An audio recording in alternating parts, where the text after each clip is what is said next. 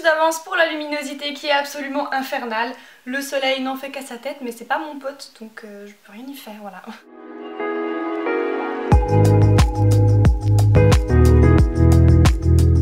Salut tout le monde, j'espère que vous allez bien. Aujourd'hui, comme vous l'avez vu dans le titre, je reviens pour vous parler de mon premier achat sac de luxe. Je suis trop contente de vous faire cette vidéo parce que je suis trop contente d'avoir pu m'acheter mon premier sac de luxe. Donc voilà, je vous l'avais dit dans ma dernière vidéo que j'allais sûrement vous faire un unboxing entre guillemets de ce sac. Normalement si vous me suivez sur Instagram, n'hésitez pas à venir me suivre d'ailleurs, vous avez déjà vu ce sac et vous savez ce que c'est.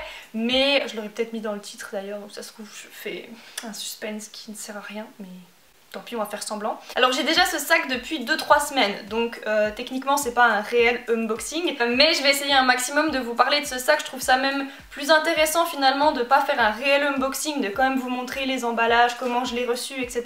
Mais de aussi pouvoir vous faire un retour sur ce sac, ce que j'en pense, comment je le porte, ce que je peux mettre dedans, voilà, si je suis toujours aussi satisfaite ou non.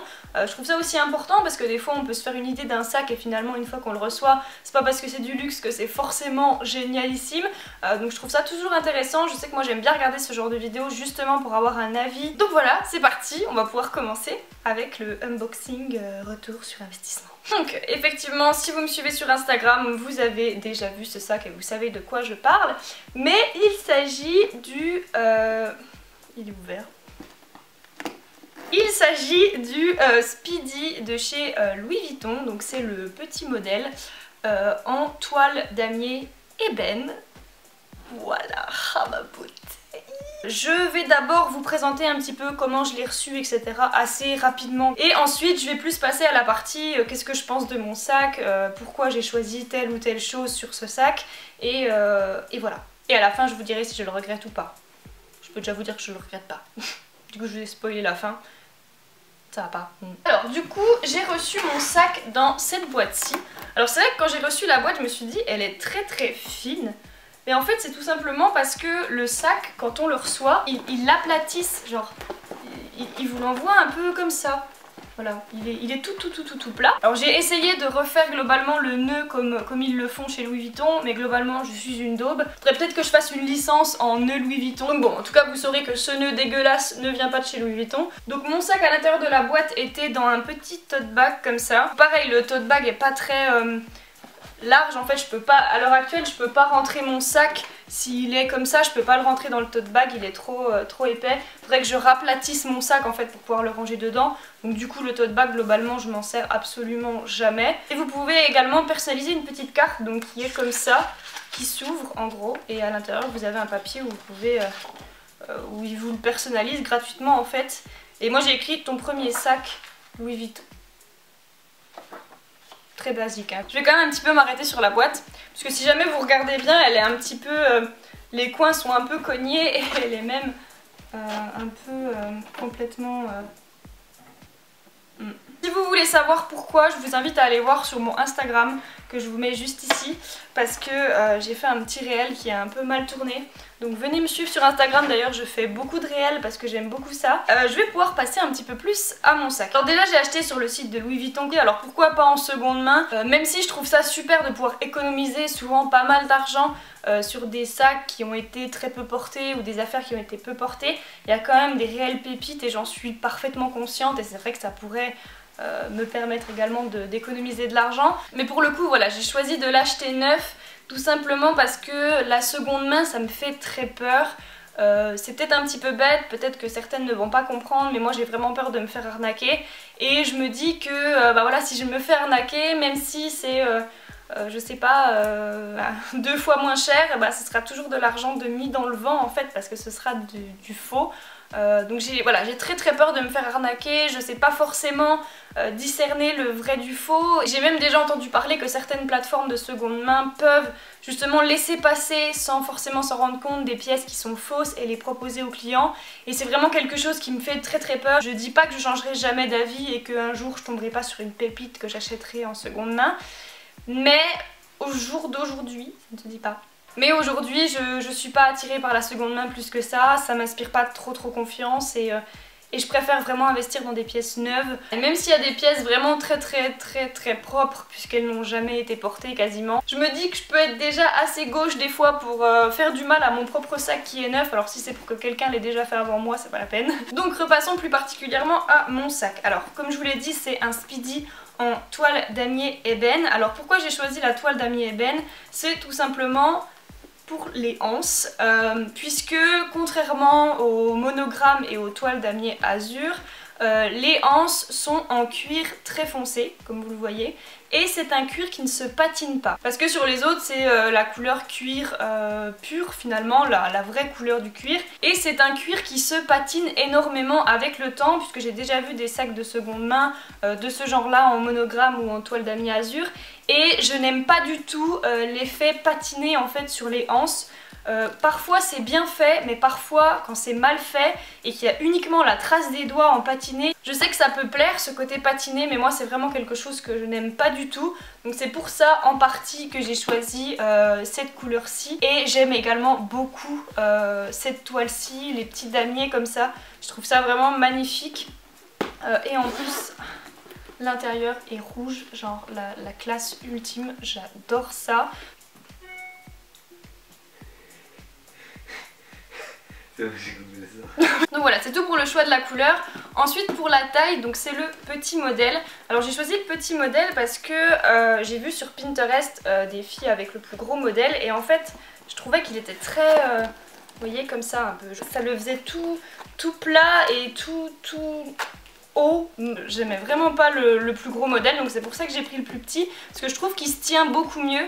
Et encore à savoir que entre le dessous et ce côté-ci, il n'y a pas de couture en fait, ce qui fait que si vous mettez des trucs trop lourds à l'intérieur, et ben il va rapidement s'étendre en fait et faire une drôle de forme en dessous. Donc ça c'est important à savoir parce que moi ça je me l'étais pas imaginé en fait. Donc du coup j'évite de mettre des trucs trop lourds dedans pour pas qu'il ait cette gueule là qui est pas très... un petit peu moche. Moi j'ai pris le modèle sans bandoulière. Vous pouvez le choisir avec ou sans. Alors si vous prenez les bandoulières c'est plus cher, voilà. Alors, moi j'ai pas pris les bandoulières tout simplement parce que je m'en sers pas. J'ai pas mal de sacs de ce gabarit là qui sont vendus avec les bandoulières.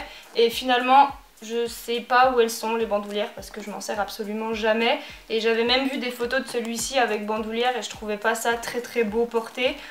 Donc j'ai préféré le prendre sans, et en plus bah, c'est quand même une économie hein, puisque si c'est pour acheter des bandoulières juste pour avoir payé plus cher et ne pas s'en servir, ça n'a pas grand intérêt je crois. N'hésitez pas à noter sur 10 l'intérêt en commentaire. 2 ? Du coup j'ai bien fait. Ouais. Ok. Donc l'intérieur il est comme ça, il est tout rouge, trop beau. Alors je ne mets absolument aucun stylo dedans parce que je connais les stylos, ça fait nimp et après... Wow, je suis en train de me tordre. Il a une petite pochette, elle est très petite, vous pouvez pas mettre grand chose dedans. Globalement un téléphone, si vous avez les derniers iPhone, il passe clairement pas dedans. Il me semble qu'un porte-carte ça passe. Bah non, le mien il passe pas. Bon bah voilà, vous pouvez rien mettre dedans globalement. Ici des clés, vous pouvez mettre des clés dedans. Voilà, on lui a trouvé une utilité, super. Mais voilà, sinon il est vraiment très gros, vous pouvez mettre pas mal de choses dedans quand même. Un gros portefeuille, votre téléphone, je sais pas ce qu'on peut mettre dans un sac aussi. Moi je mets clairement quasiment rien dans un sac, hein. Mais juste mes clés, un porte-carte et mon casque pour quand je vais travailler, mais sinon je mets rien de particulier. Alors mon casque pour écouter de la musique. Alors après sinon autre petit truc que je peux vous dire, c'est que quand vous le portez comme ça, globalement, donc quand vous le portez quoi, il est pas très pratique à ouvrir. Genre pour l'ouvrir il faut vraiment l'enlever complètement. C'est pas le sac le plus pratique au monde à ouvrir quand on veut prendre son portefeuille ou quand on veut chercher des trucs. Donc c'est pas non plus le sac adapté aux filles qui sont tout le temps en train de chercher des trucs dans leur sac. Ça peut vite vous saouler parce que d'ouvrir la fermeture c'est pas toujours très pratique. Alors j'ai reçu mon sac avec ce petit cadenas là. Je vous ferai un zoom dessus, il est déjà un peu rayé le con. Mais voilà, globalement vous pouvez fermer votre sac en fait avec ces deux trucs là. Et vous pouvez le fermer comme ça. Voilà, il est fermé, super. Je vais le rouvrir du coup. Le point positif de ce sac auquel j'aurais pas pensé au départ, c'est qu'il n'est pas en cuir. Alors c'est vrai que le fait qu'il ne soit pas en cuir, on peut se dire leurs sacs sont un petit peu chers finalement. Et en fait pas du tout. puisque la toile de chez Vuitton elle est super solide. Imaginons avec un sac en cuir camel basique par exemple, si vous sortez dehors et qu'il pleut, vous avez de grandes chances pour qu'il soit taché. Celui-ci pas du tout, au contraire l'eau elle ruisselle même dessus. En fait ce sac est un toit. Parce que bon, quand on sort avec un sac, on peut jamais trop prévoir s'il va pleuvoir ou non, ou du moins des fois on se fait rapidement surprendre. Donc ça c'est vraiment très pratique de pouvoir sortir avec n'importe où sans avoir peur de le tacher à tous les coins de rue quoi. Alors oui, sinon quand j'ai reçu ce sac, il sentait très mauvais. Donc oui, quand je l'ai reçu, il sentait un petit peu... Je crois juste qu'il fait des trous. Je crois qu'il fait rien, il fait juste des trous. Juste des trous pour faire quoi? Il y a forcément un but des derrière, oui bah donc quand je l'ai reçu, il sentait très fort la genre de peinture ou je sais pas quoi. Enfin bref, c'était la tale. Chaque pas sur le devant de la scène, je trouvais le sens de la vie. C'était la tale. Mais en fait c'était la toile qui sentait la toile. Ça sentait la peinture, voilà. Ça avait une forte odeur assez pas très agréable en fait, et j'ai fait l'erreur en fait de mettre un masque à l'intérieur et du coup j'ai pas pu m'en servir pendant plusieurs jours parce qu'il sentait super fort et sinon je me serais intoxiquée et je serais morte. Voilà, globalement je suis super contente de ce sac, je le regrette absolument pas, ni la forme, ni la couleur, ni les bandoulières, ni quoi? Ni le prix. Ni le prix. Et voilà, il est très beau en tout cas.